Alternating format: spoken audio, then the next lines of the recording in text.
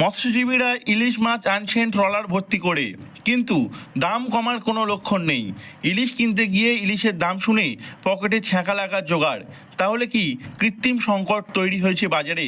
এর উত্তরে মৎস্যজীবী সংগঠনের পক্ষ থেকে কাকদ্বীপ ফিশারম্যান ওয়েলফেয়ার অ্যাসোসিয়েশনের সম্পাদক বিজন মাইতি জানিয়েছেন, যখন মাছের আমদানি বেশি হয় তখন পাইকাররা ডায়মন্ড হারবার ও কলকাতার বিভিন্ন স্টোরেজে ইলিশ স্টোর করতে শুরু করে। মাছের রেট বাজারে কিন্তু নিয়ন্ত্রণ করে ব্যবসায়ীরা, আমরা ফিশারম্যানরা নিয়ন্ত্রণ করি না।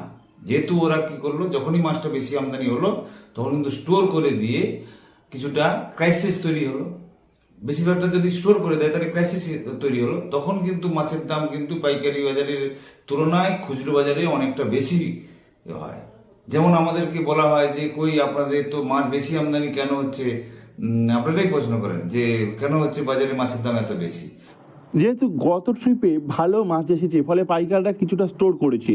এদিকে বারবার আসা প্রাকৃতিক দুর্যোগের জেরেও প্রভাব পড়েছে দামে। খারাপ আবহাওয়ার জেরে কিছুদিন আগে পর্যন্ত প্রায় সমস্ত ট্রলার ঘাটে দাঁড়িয়েছিল।